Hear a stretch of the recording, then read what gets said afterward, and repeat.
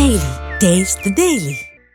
చంద్రబాబు ప్రభుత్వంలో రైతులను పట్టించుకునే నాథుడే లేరన్నారు ఎన్టీఆర్ జిల్లా వైసీపీ అధ్యక్షుడు దేవినేని అవినాష్.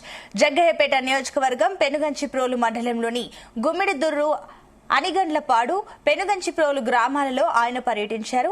మొంతా తుఫాన్ ప్రభావిత ప్రాంతాలలో నష్టపోయిన పంట పొలాలను పరిశీలించారు. వైసీపీ హయాంలో రైతులకు క్రాప్ ఇన్సూరెన్స్ ప్రభుత్వమే చెల్లించి నష్టపోయిన రైతులకు పంట నష్టం ఇవ్వడం జరిగిందన్నారు. చంద్రబాబు నాయుడు ప్రభుత్వంలో ఇన్సూరెన్స్ లేదు, రైతులను పట్టించుకునే నాథుడే లేరని విమర్శించారు.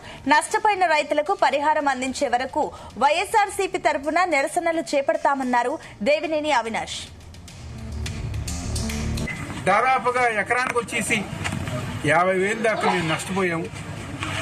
చేతికి వచ్చిన పంట ఈరోజు మాకు దక్కకుండా పోయింది అని చెప్పని ప్రతి ఒక్కరి గారు ఇబ్బంది పడుతున్నారు. ప్రతి ఒక్కరి దగ్గర కళ్ళం నీళ్ళు పెట్టుకుంటున్నారు.